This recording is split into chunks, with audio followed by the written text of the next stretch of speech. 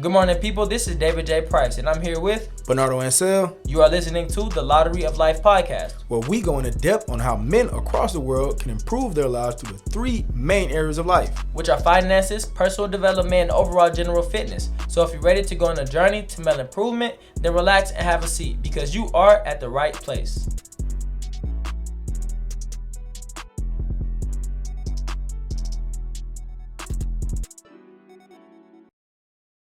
Welcome to episode 1 of the Lottery of Life podcast. This is your host, David J. Price, with my co-host, Bernardo Ansel. And here at the Lottery of Life, we like to start every episode with a quote or a motivational piece to kind of get your mind rolling. So, Nard, let me get that quote. The quote of the day is, "Progress is impossible without change, and those who cannot change their minds cannot change anything." George Bernard Shaw. Okay, where you get that from?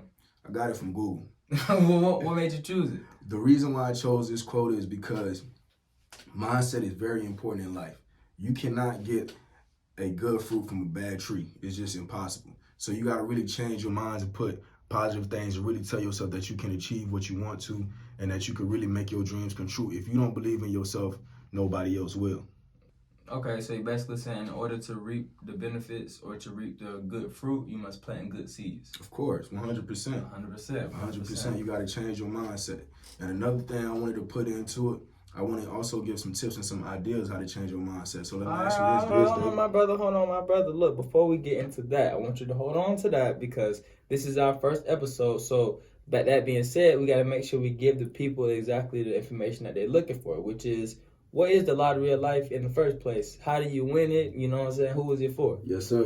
Go ahead, man. So, you know what I'm saying? Just to give y'all a better breakdown, the reason we chose the Lottery of Life, or what is the Lottery of Life? The Lottery of Life is when you have all of the things that you really, really want in your individual life, between having the nice house, having a family, if that's for you, having a nice paying job, being successful, being and it's really for the men. This is a male improvement podcast. So this is showing men how to properly, grow into that male figure that you envision yourself being when since you was a little boy. So basically, the way that you do that is improving finances, personal development, overall health and fitness, because all of those things are going to enable you to raise your life to be the man that you want to be. So it's about improving your life and essentially winning the lottery of life, which is whatever that is for you. For example, for me, I know I want to have a wife and kids, nice big house, nice car, nice, income, passive income, personal trainer, all of my individual aspirations. That's my lottery of life. And in order for me to get that, I must make sure I maintain a high level of fitness, finances, and personal development. So essentially, that's the gist of the lottery of life. Nard, you get them your intake, man. My intake on the lottery of life is basically finding your happiness, finding your peace. So okay, I like that, your peace. Exactly. So if you have your finances, like you said, fitness and wellness, general personal development, I feel like those are all the keys that you need to succeed in life. Right. And when you have those, when you're succeeding in life, you're more happy, right? For sure. When you got money in your pocket, you got that spot. It hit different. When you got that confidence, you feel like you conquer the world. I mean, come on now. Yeah, you do. Exactly. So, I was actually, not to cut you off, I was actually just talking with my girl about this the other day, as far as like, just like the beauty of life, or like just the luxury of life. Exactly. Like that's something that we kind of like try to not highlight it as much, because it's like, oh, you are bragging, or oh, you being flashy, or you like try to show off. But at the end of the day, those things that you doing when you showing off or bragging, those things make you feel better. Exactly. When you have that money in your pocket and you looking really nice, you feel a lot better. You're a lot happier. Exactly. So it's a connection. You know what I'm saying? No, definitely, because I definitely feel like life is an adventure and it's something that we're experiencing and we have to make the best of. Yeah, 100%, bro. So, yeah. So also, that's essentially what the lottery of life is. But to give you a little bit of background information about your hosts, David Price and Bernardo Ansel, we're going to give you a little bit of information so y'all can kind of know more about us. So now I give them a quick little breakdown, man, a little background info. So, a quick background info on me. I'm really into finance. I like looking at finances, numbers, and just different ways on how to make money, like businesses, just little things like that. I'm also like a a light car enthusiast. Okay. You might see me pulling up with a different car every year and got there. a new car every week. You know, Not new car, a different car every week. My boy might pull up in that motherfucking Honda 06, and then he gonna pull up in that Toyota 96. Then he gonna pull up in that Bentley Coupe. That Bentley Coupe. You know what I'm saying? 2022. So you never know what you're gonna get. Exactly. So, you know, like I really like, I'm into cars, finances, beautiful women. I'm also into that too. How long you been into finance? So I've been into finance, I'll probably say pushing on to 7 years now. How long we been out of high school? God, we ain't been out of high school 7 years. Cause man, I'm telling you, time flies, brother. We graduated in 2018. Nigga, it's 2021. 2021. Okay, never mind. You probably graduated a little later than me. I know I left in 2018. You probably spent a little more time in there. Nah. But we got in high school at what, 2014? That's what. Yeah, 2014. So probably about 7 years. Oh, you started when you got in high school. Yeah. When I started about 7 years. And yeah, it's a funny story because the way I got into finance is because I got into this AP class. So they let you in the AP class? Man, I don't know how I got in that either, man. I don't know how I got in that AP class, but to make a long story short, it was these guys that was talking about finances and stocks and everything like that. And I actually was selling candy in school at the time. And I also had my first job. Believe it or not, I was making a lot of money selling chips. And you remember when I was about to say, yeah, I remember that. You had a whole duffel bag. Like, yeah, man, I'm telling you. Full of shit. Nigga was a walking vending machine, bro. I was making money. And you had the good snacks, too. I ain't gonna count. Exactly. I was making more money at my job. No, I was making more money at school than I was at my job. Oh, damn.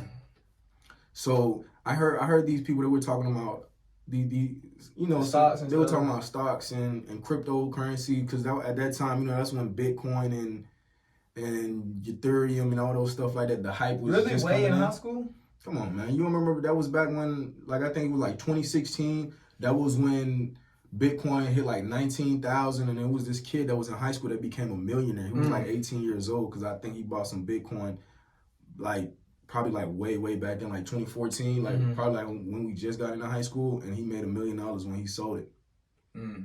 Damn. So everybody was talking about that and everything like that, and it was like, yeah, man, we got to get on and this and that. So I'm like, I looked at the opportunity. I'm like, I got a pocket full of money. So I'm like, okay, now I'm trying to make even more money. Because, I was always trying to improve. So I was like, fill me in on finances and stocks and everything. They was telling me, okay, like, this is how the stock market works, this and that. And we're still in high school, so it wasn't amazing information. So it was basically like surface level information. So eventually I opened me up a brokerage account. And I invested $50, right? And accidentally, I doubled my money. I turned the $50 into $100, and I was like, "Oh my goodness, this is easy money. Why doesn't everybody do this?" Right. Like I was like, I have a money printing machine on my phone.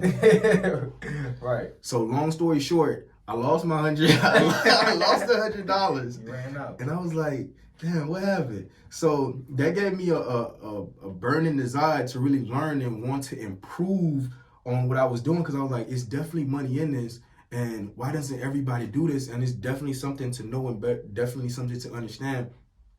And when I was digging into finance, I was realizing the thing that we use the most, we know the less about, because we use money every day. But a lot of people don't know how to use money. A lot of people don't know how to use money to benefit their lives. They know, say, hey, I want a Lamborghini, or I want this, but how do I get it to where it brings me happiness? Because if you own a Lamborghini and it's killing you, because a Lamborghini, like cars, houses, and things, these things could actually kill you. I think the tires on the Lamborghini like $1,000. Exactly. Each. Think about it. If you can't afford that car, the gas, the maintenance, and then you're literally working you literally have no time to yourself. You're literally working all day just to maintain this car. You're not gonna be happy. Even if that's the car that you wanted, you're gonna be like, man, to be honest, this is ridiculous. I'm never at home. I'm always working 24/7 just to have this nice car. No, I mean, at that point, it's not that serious. Your time is more valuable. Right.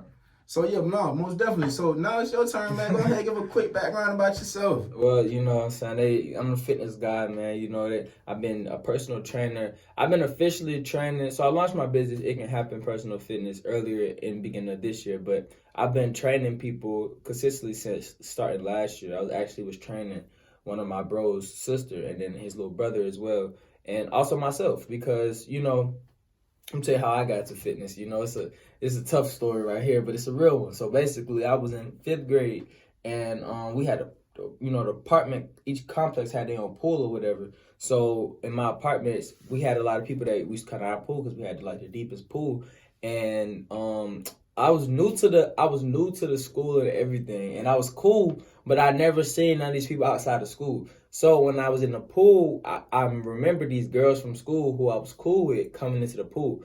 And mind you, they never see me with my shirt off. So like in 5th grade, I was chunky type. Like I had a little extra weight basically. So when that happened, when I seen them, I was like, oh yeah, gotta go. So I tried to go out the side of the pool, like basically on the shallow end, because they was on the deep end. And as soon as I pulled out the pool, all I heard was, David, David got mad titties. So when I heard that shit, it was like a fucking, mind you, it was 3 girls. One of them, they all was my friends, but one of them I had a crush on. Oh my And goodness. the other 2 was like best friends, and it was like mean. No, one of them was like an extra mean girl. The other one was just all around cool, and the other one I had a crush on. But I was cool with all of them. Man, I ain't never felt that shit. Felt like a TV show, and like everything just stopped right before she said the shit.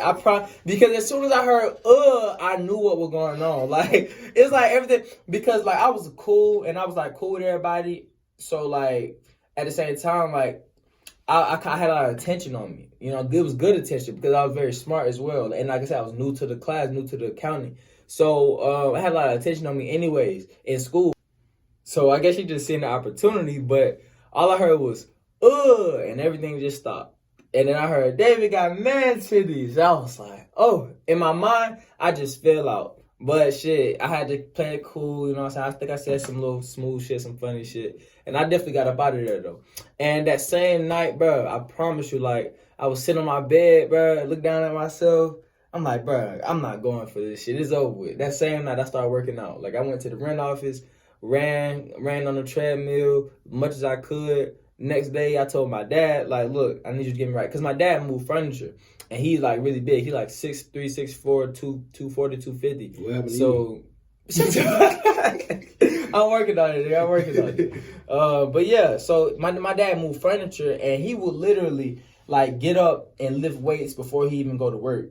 And then go to work, and then come back and just be like doing the same shit every day. Like, so I knew I can go to him for the fitness part of it. So I was like, yeah, Dad, I need you to I want to get bigger, X, Y, and Z. I want to lose weight. That's what I told him. I want to lose weight. Help me lose weight. And my sister was actually in the Army at the time as well. So by the time she came back, like my dad started having me lift weights, bro, like in the 5th grade before I went to school. And then for like a couple of months after that, my sister came back from the Army and she started having me doing drills. Like she'll come home or I come home from school and she didn't even let me. And I really do accredit like my family and my support system, because I really wouldn't be as great as I am or set up as well as I am without having a team like this. Because my big sister, I told her the same thing, and she made it her business to like be on me and help me lose weight. And so she'll have me, before I can play, when I got home from school, before I can go outside to play, I had to go outside and do these drills with her. Run here to here, here to here.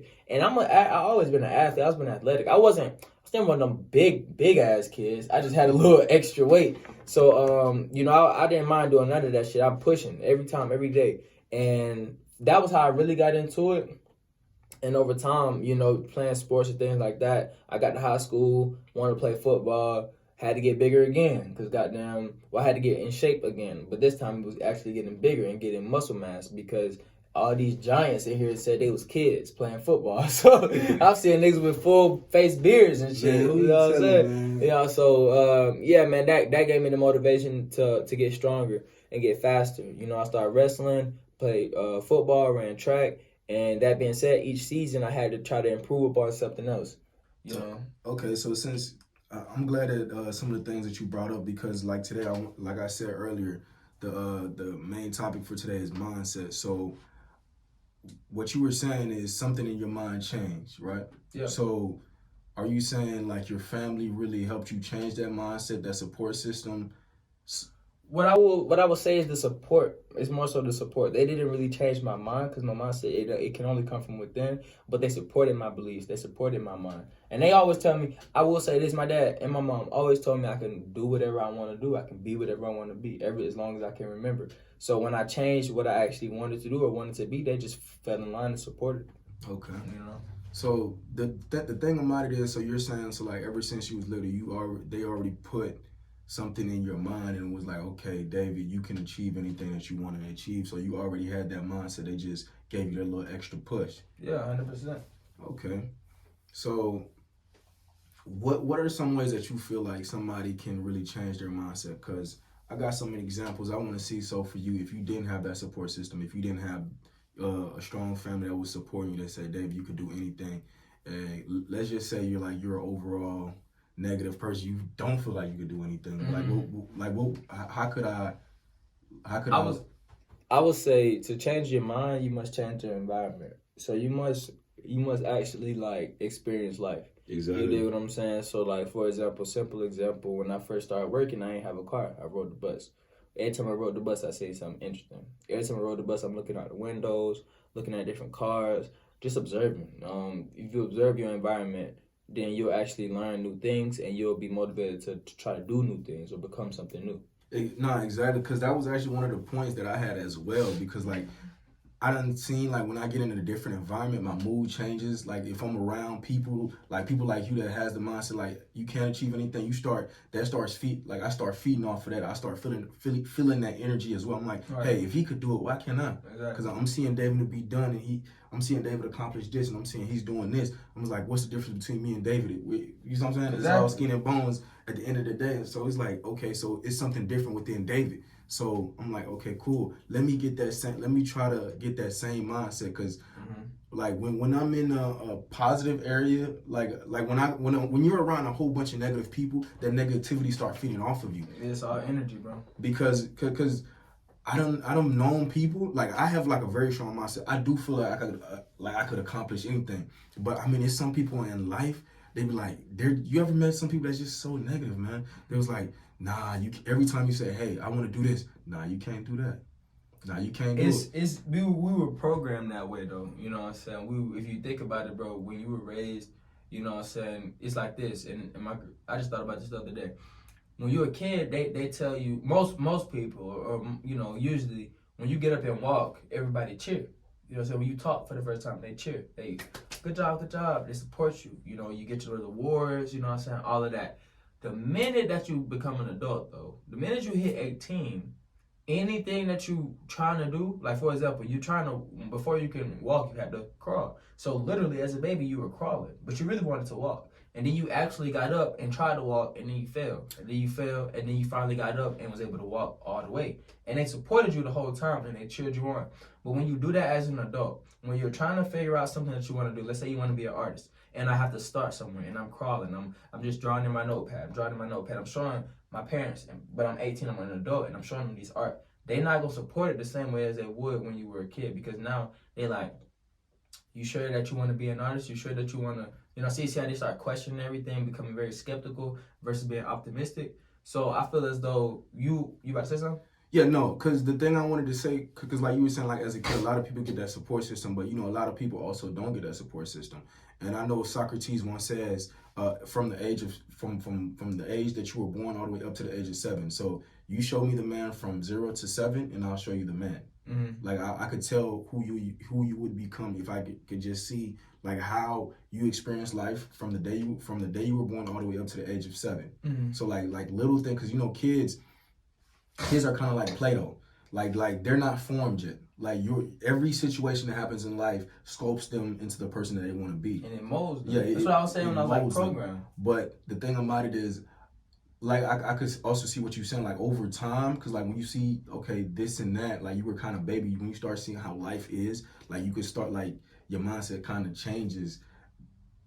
You see what I'm saying? Yeah, it molds. Like as you go on in life, it's like or you can just think of the shit like some it's like a better fucking example, like, but exactly what you just was bringing up though about being Play-Doh. You know, it molds you. Everything that you go through, it basically will change you. You know, but let me ask you this though. As far as like, do you work out and stuff? I mean, I'm not no fitness dude like you. Like what you? Well, I was just asking getting at? because I was trying to see, like, I wanted to talk about the struggles of staying consistent with your workout. But exactly, because definitely working out can also is another mindset as well. Yes, exactly.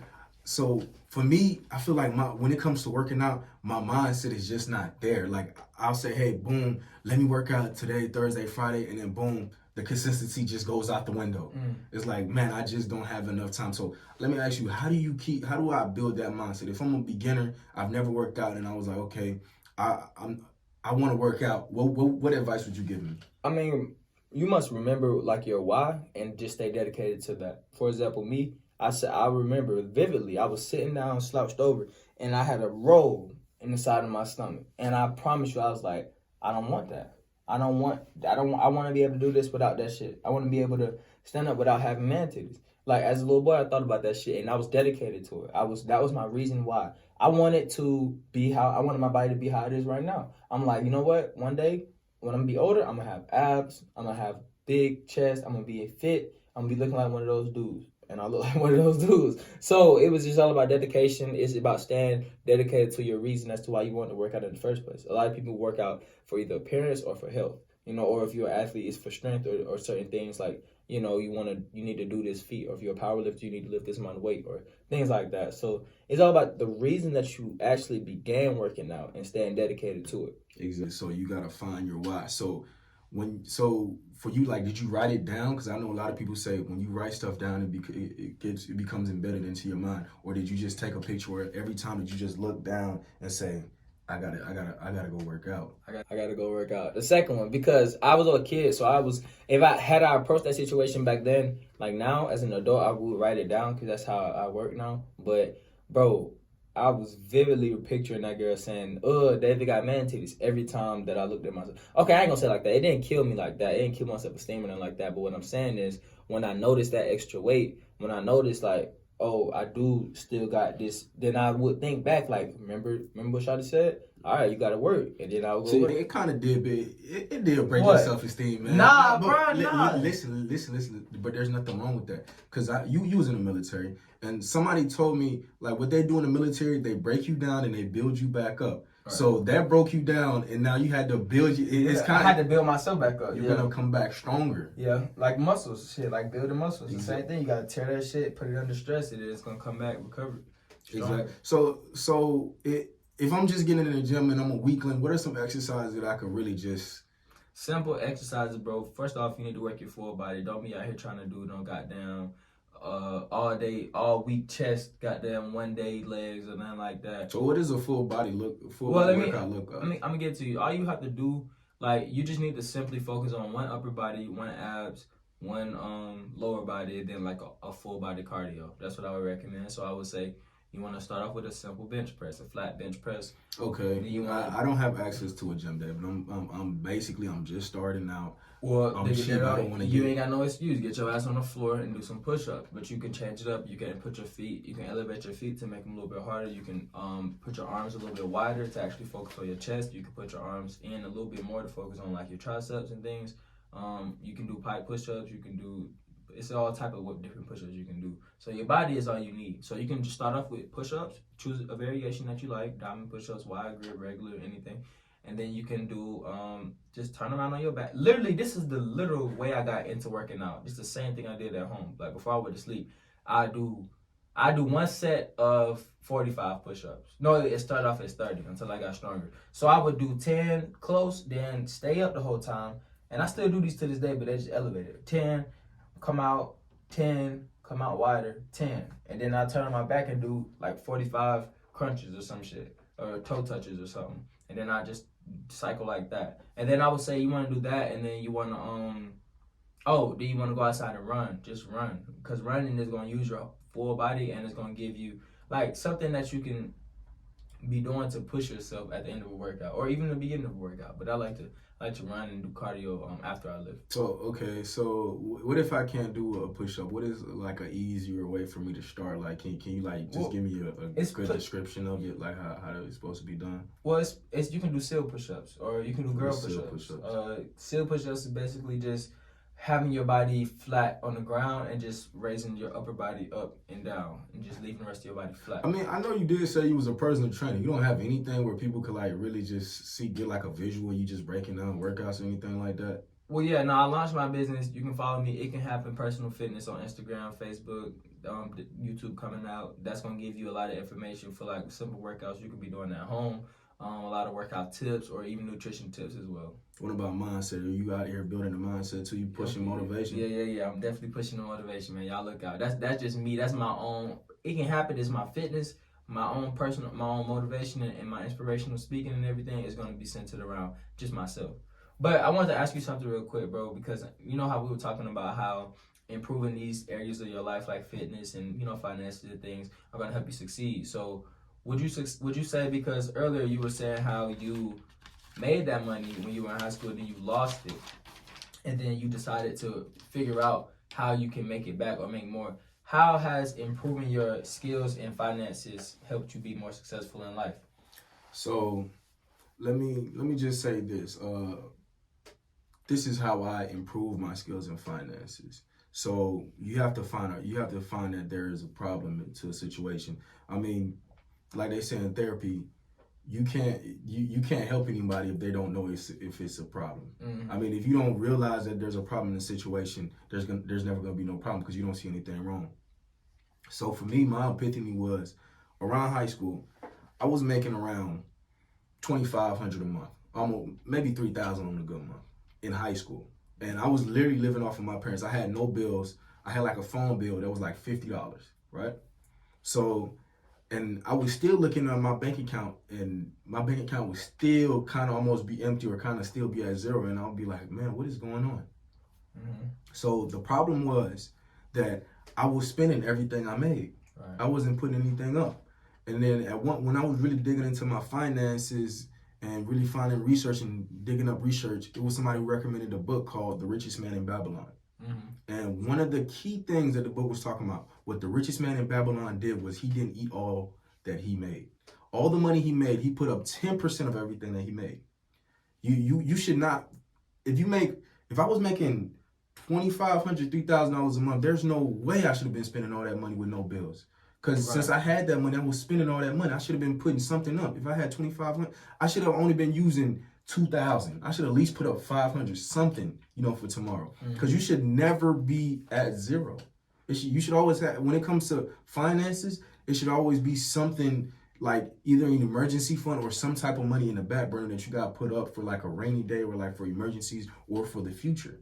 You got that's the number one key when it comes to finances and improving your life. And the thing about it is, when you have reserve money, life becomes easier for you. Mm-hmm. Because you have less worries, because like I promise you, you're in a different state of mind when you gotta pay your rent and you literally don't have the money at all to where you have the money sitting in another account.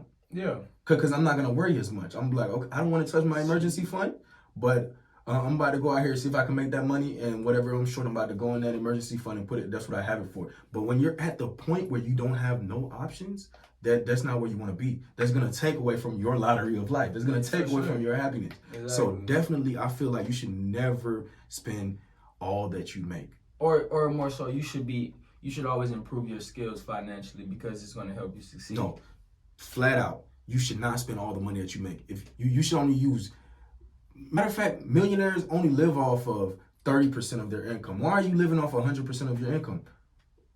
That's true. You should, at most 90% of your income, you should always have at least 10% saved up either in investments or for emergencies. And you kind of want to get advanced with it as you go. The more money you make, the more you need to save, the more you need to put up, the more you need to organize. So say if I'm making this amount, I should have been living off of only 30% of my income.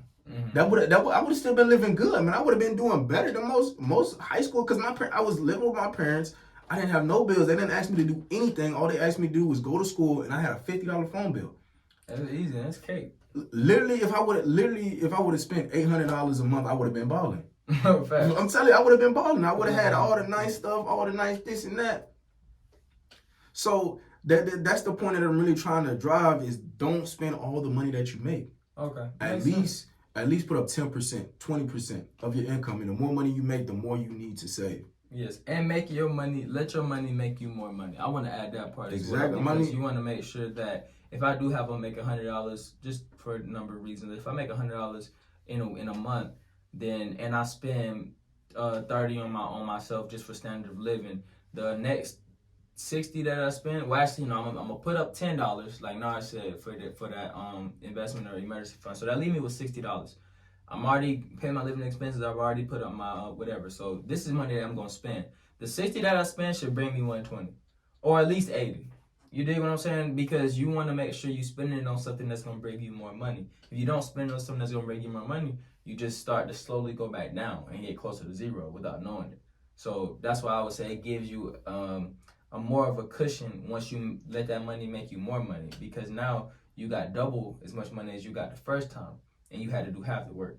Exactly. Yeah. And keep breaking that up every time. Put 10% every time, because I'm telling you, man, it add up. Because I started doing it. If you gave me $1, I would have put up 10 cents. And I'm telling you, bro, hey, it got crazy, man. I was seeing crazy, man. I was like, damn, how did 10% turn into this? That's how it works. I'm telling you, if you would have gave me 10 cents, I would have put up a penny. I would have had to find a penny, man.